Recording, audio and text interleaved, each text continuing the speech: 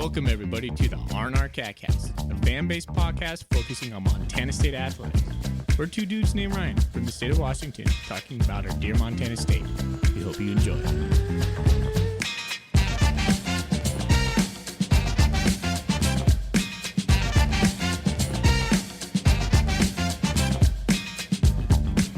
Good evening, good afternoon, and good morning, Bobcat fans. Whenever you're listening to this, I teased this on the football episode this week. Brickball is back for another year. I did not get fired. So welcome back, everybody, to another year of me talking about our basketball team and going into all our stuff basketball. So this is our preseason episode, and we're joined with an awesome guest tonight, Big Sky Conference champ, and now retired basketball player, maybe a volleyball career in his future, who knows. John Olmsted, welcome to the show, man. Thanks for having me, man. Excited to be here. Yeah, awesome. One of the main reasons I kind of wanted you on is, I wanted somebody who is fresh off the team, was kind of my thought. I had this thought, you didn't know it all the way this past spring bringing you on, but I wanted somebody who was off the team and somebody that I thought, just gave a lot of heart and played, just had a great experience last year. And especially you being there for just 1 year, I wanted to know kind of what all of last year and your 1 year in Bobcat land was like. So I'll start off asking you just, what made you, transfer portal, things are crazy nowadays. What made you think, maybe I'll take my talent somewhere else? It seems like you were, a big ASU fan, maybe growing up from Arizona. And then what was that kind of process like of ending up in Bozeman? So, yeah, I went to ASU for 4 years. I got a degree from there. And once it kind of came to that springtime, a bunch of the people I came in with were leaving. We're all graduating, people transferring, just whatever it may be, going to play pro. And I thought I still had something to prove and something kind of left in my tank.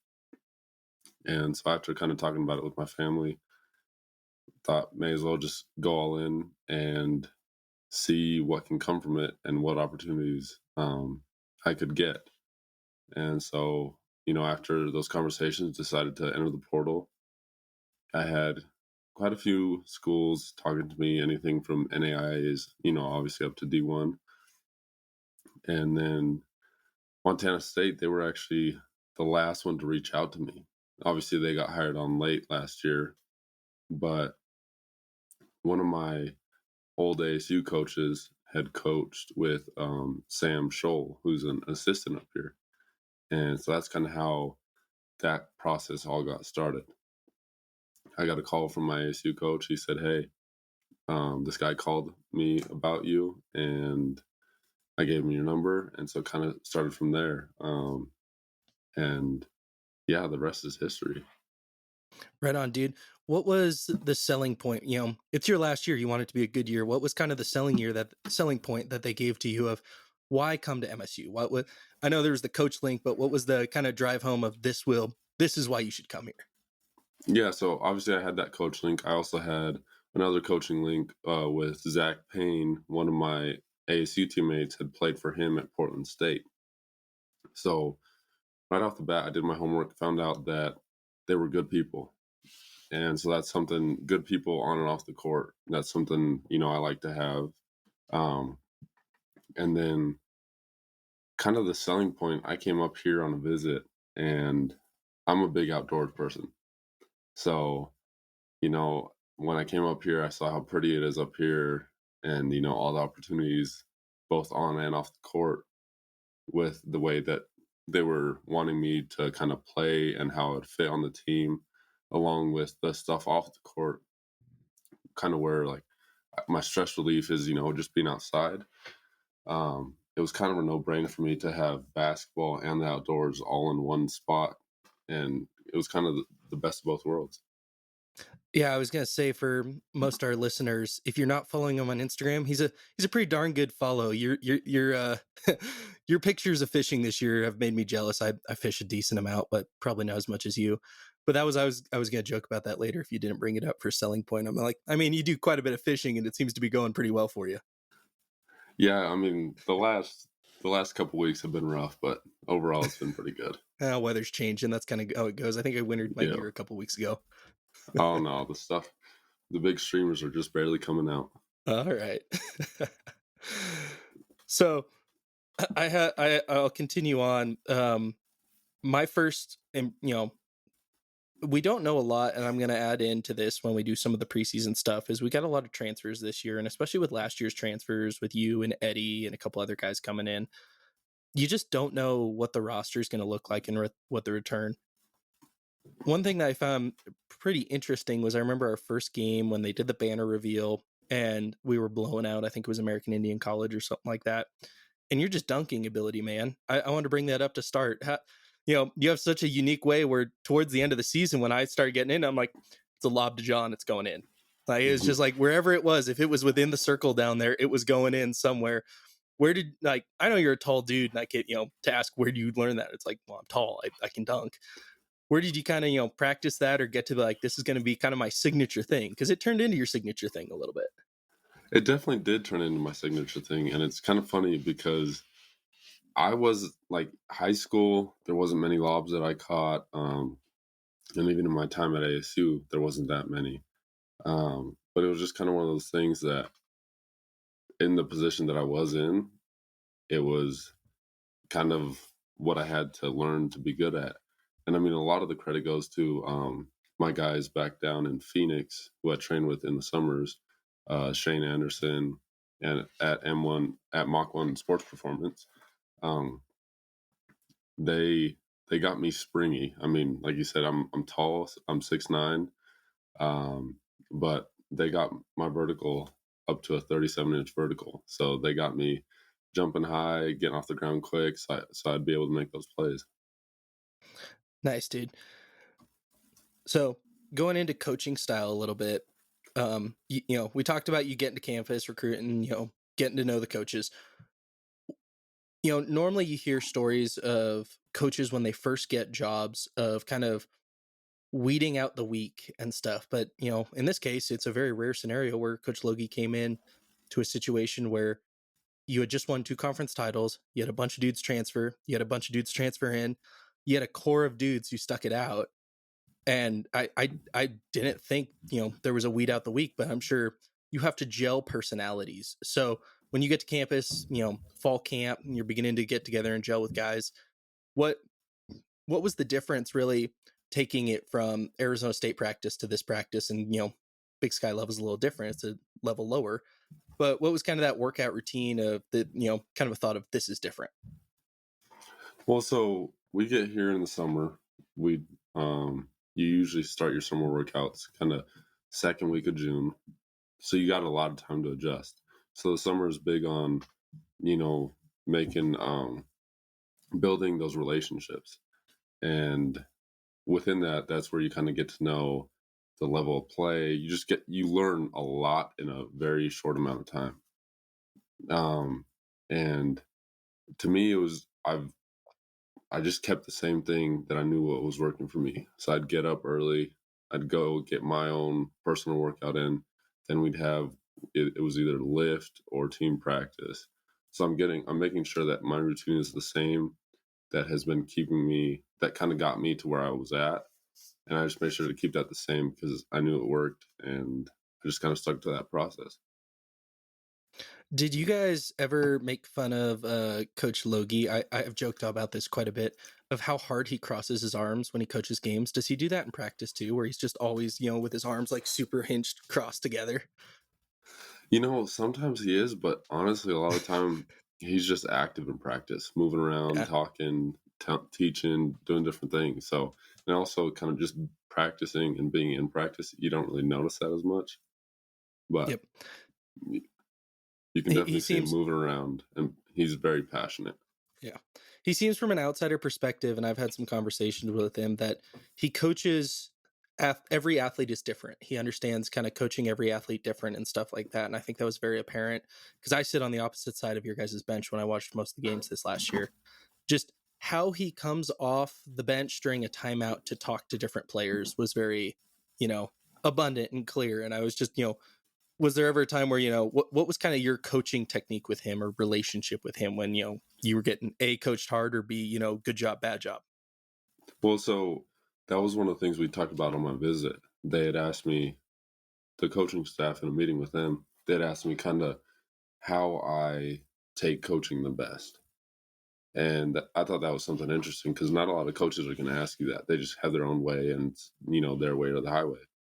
Um, and I told them straight up, I said, I have been yelled at. I mean, I played for Bobby Hurley at ASU. You played And for Hurley, that's right. if you know who Hurley is, it's 100% all the time.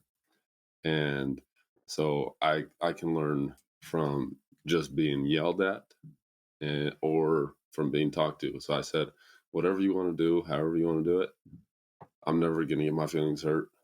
At the end of the day, we're all just trying to compete, and there are going to be heated moments, and you just got to learn how to take the message without kind of the tone. Being an older guy, a fifth year guy, did you feel like you had to come in and, become a leader quickly on this team? Or was this more of, this is Rob's team? Or were there other guys in there that already had kind of leadership positions? Or did you feel when you came in, hey, I got to be an older guy, I got to kind of mentor, I got to, keep us, inside and outside of the locker room on the same track and help the younger guys? It was kind of a mixture of everything. So obviously you have returners, so they kind of know how this works. And like you said, it being a different level, there's different things that you have to do here, whether it be with your equipment or whatever. So I had a lot of learning to do too, but there was also, and before I did anything, I wanted to kind of just see how the team was and kind of how everything gelled before you just kind of come in off strong. And so, I mean, there was a lot of times that there were guys asking me, "Oh, how was this? How was this?" And whenever people would ask me, obviously, I loved passing on what I had learned to the younger guys, and even like me and Rob had conversations about certain stuff. So it was just kind of I'm not a very vocal leader. I'm more of a lead by example. But if someone came up to me and asked me something, I'm always going to answer. Nice. Speaking of that transition and that kind of stuff, how many jackets did you have to buy, and how hard was it get to be a 6'9" guy buying jackets when you moved from Phoenix, Arizona to Bozeman, Montana? Well, I think one of the games it was -20 outside that you guys played. Had you ever were you ready for that winter weather? Even though you play an indoor sport, it still can affect some stuff. Yeah, I actually didn't have to buy any. So I Really? had being at ASU for 4 years, I gathered up quite a bit of stuff. Okay. And so, yeah, it was pretty nice. The only thing they would give me grief about here is it was Adidas gear. So I just have to hide I just have to hide the logo. But then, no, Montana State also gave us plenty of gear to keep us warm.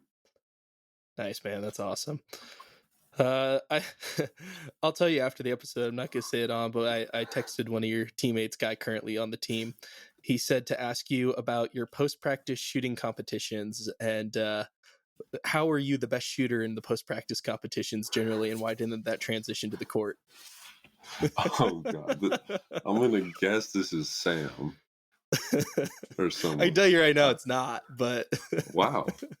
No, it's just so high school. I played pretty much every position. I wasn't just a big. So were you a guy who was always kind of big, or was? Yeah, I mean, okay. I was in 7th grade. I was 6'4". Oh wow. I've been tall my whole life.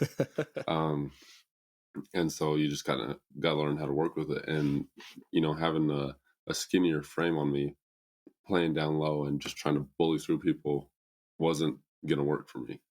It's not my style of play, and it's just not my strength. So me and my dad worked a lot on from a very early age and early on in the sport on just having nice shooting form, making sure I can knock down free throws, and obviously if it evolve it to the 3-point line, especially in today's day and age with the game. Did you nail a 3-pointer against Weber at home towards the end of the year? I think that was, yeah. I remember towards the end of that game where we were just dominating Weber at home. I think when you hit the 3, I was like, all right, we're winning this game. If John's shooting 3s, we're winning. We're fine. Yeah, I did. And so that was one of the things. All the coaches knew I could shoot and everything. It was just kind of a needed the opportunity. Awesome. All right. Continuing with kind of my mentality thing, it was a tough season, man. That was not, for a conference title winning season, that was not a, dare I say, lack to cover it. And I'm sure in your guys' practice and locker rooms, there was times that was not a fun season. There was a time where there were No. some games that, you guys shouldn't have lost, or some games that, you guys should have won that just slipped out of the hands, or something happened, or you guys were right in. It was, you lose the Rocky game. You have some games end of December, early January, where you go South Dakota State, and things just, that was kind of down in the dumps time. I remember I came on here to do the podcast a couple times, and Foley, who's one of our guys who was on the pod, would like text me like, "Hey, we doing an episode this week?" I'm like, "Dude, I really don't know what I'm going to talk about, because I can't." I try to be positive. Everybody knows I'm trying to be very positive about everything, and it was tough. What was coming back on those flights, those locker rooms? How did you guys stay the course? Because you got stronger at the end of the season. The team got really strong, but how do you ride the ship with that, or how did you guys ride the ship for the most part? The coaching staff did a great job with that. Obviously, there's going to be highs and lows of the season, and you got to do your best to just kind of stay in the middle, not get too high, not get too low. And obviously, so we've been playing, like I said, since early summer together, and we all felt that we had every piece that we needed. There's going to be growing pains within it, whole new staff, whole new team. And so it's going to take a while for everything to kind of mesh and everyone to finally get on the same page. And it's just one of those things. That's kind of where I came in. It's like, you never know what's going to happen. But also, what was weird for me is being at ASU, having the season that we had last year, we would have been done. Because if you don't win the Pac-12 tournament, you're not going with that record. So Right. in my mind at times, I was like, okay, well, this kind of sucks, but the season's over with. But at the end of the day, only one team gets to go out of the Big Sky. And we felt we could beat every team in the conference. It was just a matter of, finally getting on the same page and just sticking it out together. And I think the biggest thing is we all gelled together really well off the court. Like, we are all great friends, and we've all got different relationships with each other, but the locker rooms, like, if you guys would have walked into the locker room, like, we're always having fun, joking, like, everyone is involved. So I think that was a big part of it. I came on after the Rocky loss, and I think I took a week off before I did a podcast to kind of contemplate what I thought and what I was thinking.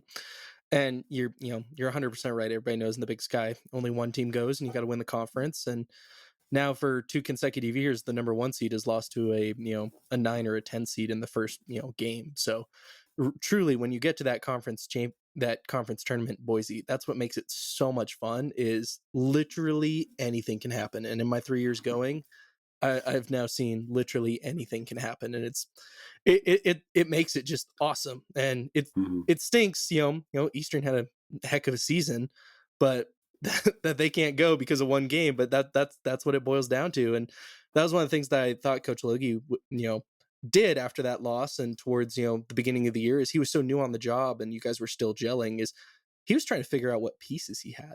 And that was kind of my hypothesis that I guess I was brewing up in my own head, is he's trying to figure out who can gel with who can lob you the ball for the most part, who can I rotation wise put you out with, who's going to be my enforcer on this side of the court. And I saw that a lot as the season kind of went on, is funky lineups. To me, I'm like, I haven't seen that lineup before, but it just kind of felt like you guys were gelling in a certain way and learning how to gel during the season. Yeah, no, definitely. And that's where, like you said, different lineups, like sometimes we had Sam play the 5, and so you kind of got a smaller lineup, or with Chick at the 5, you got a little bit of a smaller lineup. And then towards the end of the season, we could go big with me at the 5, Sam 4. So we had a lot of variations within it. And like you said, it was just kind of, everyone had to learn each other and like where they're going to be at on the court. And all that just comes from, time playing together. And then you get to the tournament, and my preseason prediction was, I did a bad, good, and great, and I think my great was if you make the semifinals. I was like, if we make the semifinals, like, I'm perfectly happy with this team in this season. That was my total expectation throughout the year. Is like, hey man, semifinals would be awesome. and then Sac beats Eastern, and then we had just crushed Weber, and I was like, I don't want to get ahead of myself, but I thought, I was like, maybe a championship. And both brawls did not go good. I mean, the game in Missoula was hard for, I know the entire fan base to kind of swallow that, especially as what we had done the last couple of years.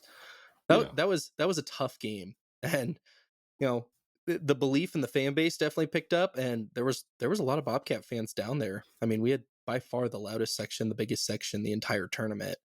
But we have kind of beat the dead horse on it, but one more time, just kind of, when did the belief for the tournament of we could do this? You guys said, locker room stayed steady, but when did that belief going into the tournament of, hey, we just beat these guys, we can beat them again, and now we're facing the number 10 team in the conference, and we've got a date with our arch rival potentially? Well, so we always felt that we could beat every team in the conference. Up until till senior night with Weber, we hadn't beat them and we hadn't beat the Grizz. Every other team we had split pretty much. I think we did split everything. Well, in the end, you beat every team in the conference. Exactly. And so it was kind of we've got everyone, and we even thought we could beat Weber. We didn't think they were that good. Obviously, they had some good players, but they had some dudes. But yeah, they looked undisciplined at times. And I had heard. So I've got connections all around this basketball world, and there were some chemistry issues within Weber, and so little stuff like that. The one that kind of worried me was just the Grizz, just because we lost them twice, and obviously just that rivalry kind of makes it something more already. But at the end of the day, it's always FTG. So we always just thought we could that they couldn't compete with us. Have you learned about the rivalry and to hate the Grizz as much as you hate probably U of A? Oh yeah, definitely. And that's why I'm glad in at least one game in my career here, and probably the most important one. We got the most important one and sent them home. So yeah, that was awesome. I was worried with the first game in Bozeman, especially because, crowds were a little lacking towards the beginning of the season with a new coach, new things. I mean, the brick was not exactly full for most of the season. And then you go to that brawl game and, Coach Logie coming up from the D2 ranks, he made a couple comments to the media about, I've coached in big games before, I've coached in stuff. And I'm like, I had that thought of like, I don't know if he's ready to understand what this rivalry means to this state yet. And I think he learned quickly, but just in his pregame comments for the first game, I was like, I know he's probably coached in, rivalry or big games for, tournament games, but what this means to, the community and stuff. And by not having a home brawl football game, I mean, you can learn a lot from, the home brawl games and what that means to this community, but not seeing that and then coming out in front of a packed brick in a whiteout. I mean, that's just an experience that's like, well, this game's different than anybody else by a mile. Yeah, no, those games are the most fun to play in. Just the energy in the building is always different, but at the end of the day, the biggest thing for us is, as big as it is, you kind of got to treat it like any other game, because when you start treating it like something different, that's kind of when stuff can go wrong. So yeah. All right, man. We'll shift to kind of our that's about all the questions I have for you at the moment. We'll kind of shift to talking about this new season, and a lot of new faces, a lot of guys departing. You, Rob, Eddie, the main contributors there. Just kind of give me a couple guys that you think on the team now that currently are going to fill those roles that were there when you were there, or kind of you hope pop this year, or you could see popping. So I've actually played against a couple of them. So you've got Jay Mullins, started out at St. Mary's and then went to Washington State. They beat us at ASU like bad when he played, and he was a big part of it. He's got great size at kind of the point guard position, and he can shoot the heck out of the ball. So I think he'll be a kind of a bigger name this season. You've also got Max Agwampolo. Started out. I was going to ask you how to say that. I didn't want to. I didn't want to try to say that on here. Yeah, he started out at USC. Played him when he was there. and just his size, 6'9", and can shoot and move like a wing. So that's kind of a matchup nightmare in a sense. Um, Obviously, you're gonna have Tyler and Brian, kind of do their thing, kind of like what they did last year. And obviously, you're gonna have Brandon Walker down in the post doing his thing again. So Yep. there's lots of good pieces. There's some of the new guys so I've been to practices whenever I get a chance, and there's some of the other new guys in there that I'm really liking. So it should be fun. Yep. I have, Jabe here, Jeremiah Davis, BJ Colley, Bryce, Max, and then a couple of freshmen kind of leading the class. I think a lot of Bobcat fans knew because he committed early. Trap Johnson, 6'6", out of high school in Texas. We brought in a lot of transfers, but it seems like a lot of dudes who can contribute. And I told the guys on the football episode towards the end, I I don't know if I could tell you who walks out there. I think Wisconsin's our first game. I don't know who walks out there to be the starting five, to be honest, because we got so many new dudes, and you just got so much of the core still, and it's like who's going to be the starting five to start? And that's one thing I don't even know. So like I said, I've been to practices, and it's a very deep team. There's 11 to 12 guys that can play. So that's that's awesome to hear. It's a good problem to have, but at the end of the day, it's also a problem because you've got so many different pieces, and you got to figure out what's what. But there's a lot of depth to this team and a lot of good size to this team. So there's a lot of different things that could happen. And like I said, I don't even know if I could tell you a starting lineup. That was one of the things you kind of brought it up where I thought we missed kind of the size, but also the beef last year a little bit of, it felt like in some of those games, especially when some games slipped away, one of my biggest takeaways was, man, we're just getting outsized or just, outbeat. And it looks like, there's a lot of dudes with A, size, but B, just a ton of, bulk to them. These dudes are fit. They look like, fit dudes playing down there. So that was one thing I was like, all right, that was the eye test kind of thing that I saw, especially watching some of the highlights of the transfers. You're a scrawny dude. You can probably admit that, but it's like, you need some dudes with some of that, bulk and, the weight room on them. And it seems like Logie's, got quite a few of those dudes coming in. Well, that's what you get coming out of the transfer portal. You get older guys that have been in college, and you get that size to them, and then you also get the experience. So on this team, there's a lot of experience, a lot of games that have been played throughout everyone. So there's a good mix of everything in there. Rob did so much for the team last year, and he just looked, off the court, on the court, like, the leader of the team. And when you have a guy who's, that small, being the defensive player of the year and doing the things and giving 110% every game, that's hard to replace. And that was, my biggest question going off of this is, how are we going to replace him? And, Moneyball, you can't replace Robert Ford, but you can replace him in the aggregate with a couple other guys. Who do you expect kind of to be, the primary point guard or the ball carriers for this team going forward? Who are you kind of looking at? I think you've got Jabe in there. I think you've got Bryce. You got Jed in there also. Like I said, there's quite a bit of different people, depending on the lineup, that will kind of be having the ball in their hand.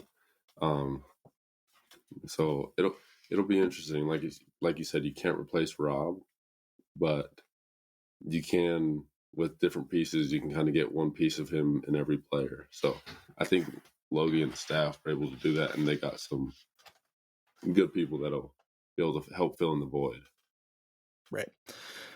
Well, it's a very different, preseason this year. I got the schedule pulled up here. I'll just kind of read it off. We have Wisconsin on the 7th, Wichita State on the 9th. We do have Northwest Indian College first game of the year at home on the 11th.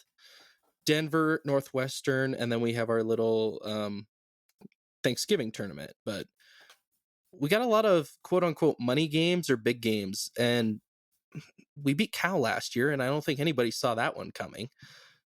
Cal was obviously down in the Pac-12, but we've got. I think we have a chance to win a couple of these games. With what I've kind of heard and what you've told me, and what Keaton Galogly's told me as well, is we got some dudes this year, and that's what makes this season so exciting. Starting is, you're going to be on the road a lot, but you're going to be playing in some big environments to start the year, and that's awesome to see for us. So again, record might not be there as much as it was last year, but I'm hoping to be pretty competitive and see a lot from our guys, especially on the road to start the year. Yeah, and like you said, kind of bigger schools going to play them. It's a great environment to play in, especially starting off the season. You get to learn a lot real quick about who you are, kind of what your team is made about. And then that's also where you get a lot of the belief from of who you can play with, how good you are. And that's kind of where, as a player, even if you lose, it might be a close game or you might be really competitive and, the last 5-10 minutes, whatever, just kind of slips away. But you still take away those first 30-35 minutes and you see how you play against them. And that gives you a ton of confidence in not only you, but the team as well. And so these are big games that can help do a lot for a team in the season. Yep. Where, looking at the schedule, where in your career was the probably, I don't know how to put this, the biggest game you ever played, or like most rambunctious crowd? Like, wow, that was a crowd kind of moment. What was that kind of for you? So obviously the rivalry game between ASU U of A going down to Tucson, that was always a really fun one, really hostile environment, having the student section right next to your bench. And I think that one takes the cake. My last year there, we beat them. They were ranked 4th or 5th, I believe. And we Was that beat kind of the them Hail Mary throw? the half court Yeah, shot. I remember that one. Yeah. So that one just kind of puts the cherry on top of things. Beating your rival at their place at the buzzer beater. You got all the fans yelling at you, screaming all these things. And I think that one probably has to take the cake. Nice, dude. Your time at MSU, traveling around the Big Sky, you only got to go to each place. I asked former Grizz basketball player Mac Anderson this. Where was your favorite and least favorite place to play in the Big Sky in your 1 year of the conference? Just facilities wise, or just kind of. Weber State had a really nice gym. They had some really nice facilities over there. Obviously, the brick is kind of unmatched, but that's obviously a biased opinion. But I really do think we have the best fans in the Big Sky. I think Sac State might be the worst. Just that gym you play in is kind of very weird. Very high schooly. Yeah. The one kind of neat gym that we did play in was Idaho. Yeah, Their the gym up brand there. new. I really like it. It's pretty cool. For being as bad as that team now is, and I know we lost to them, so I can't talk too much smack, but for being as bad as that program has been, boy, like when they opened that facility, I was like, holy cow, that thing looks nice. Oh yeah, it's super neat. They got wood. It's just, I thought it was a really cool gym. Yeah. Well, I predicted before the season, I think this team is capable. This is kind of, the preseason, so I can give my predictions. And if you have any predictions, by all means. But, we were picked number 1 in the media poll, number 2 in the coaches poll. Go figure, the Grizz were 2 in the other one and 1 in the other one. So we're neck and neck with the Grizz. The conference could be down this year a little bit. That's kind of what the sense is, as transfer portal goes, it gives, it taketh. And we're so fortunate to be at a place with a lot of resources where we can bring in talent. But there's a lot of places that lost a lot of talent. Eastern lost their coach and their entire roster to basically WSU. Mm-hmm. So you lose a lot of that stuff. And so the conference could be a little down this year, but I think Montana reloaded. I think you can't count out Weber. I think there's a couple other teams up there that are going to be, solid as ever. But I think 16-2 is on the table for this team this year. It's hard to say. Like, anything is possible. Obviously, I kind of learned that last year playing in the Big Sky. You definitely can't take a night off with any of these teams. Nope. And even if stuff is down, there's always kind of those one couple of sneaky teams that will just kind of have a great night one night. So, I think I'm not disagreeing with you that is not a plausible thing, but at the end of the day in this conference, like I said, I kind of learned that a lot of different stuff can happen. So it's kind of hard to put a number on it. It doesn't matter. At the end of last year, we were fighting so hard to get that 5th seed because we wanted, the bye. You wanted to obviously have the bye before, and you wanted to play Weber in that first round again. But I mean, this is now 2 years in a row where just madness has happened. And I think, what was it, 2 years ago, it was NAU who just went on an insane run to the title. So truly, like, it's one of those things where it's like, okay, you want to be Big Sky Conference regular season champs, but at the end of the day, that doesn't really mean a lot. And No. I've thought about that a little bit. Is you don't get, okay, you get a trophy, cool, but do you get a ring for not going to March Madness and going to the NIT a little bit? How will you be remembered? It's like, all right, we were regular season Big Sky Conference champs. It's kind of like, all right, cool, but you got to go do it where it matters at the end of the year, and that's in Boise. Yeah, and that's the biggest thing, like you said, is it's great to win it, but at the same time, the only thing that does matter is playing that Wednesday night in Boise. And it's a late night in Boise. It's Oh, always at like 9 p.m. on ESPN. Oh, it is, but that's kind of the only thing that matters, and that's why this conference is so dangerous and why anything can happen. Because even if you're the regular season champs, that means nothing. Whereas in other conferences, that can solidify a bid for someone. Here, it's just like, okay, you won it, great, but now you gotta saddle up again and go do it for another 3-4 days. That's what makes following this podcast and this season so fun, is you just never know. Yeah. All right, man. Final parting thoughts for you.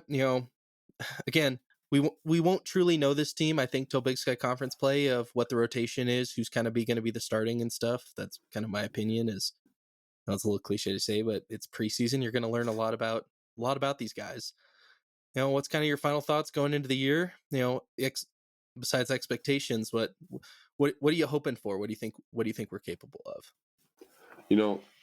I wouldn't put it past it that we're capable of, winning again and going to the tournament again.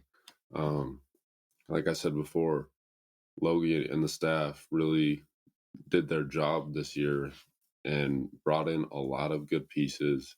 Like I said, some older players. So you bring in a lot of experience at many different levels, from high majors, mid majors. You even have experience from JUCO guys, who some of the JUCO guys that we brought in are some of the best in the country. And that's what kind of is so nice about the program and the culture that Sprinkle helped build. He pretty much built, and then, Logie's carrying that on, is just kind of competing for championships and playing in the tournament.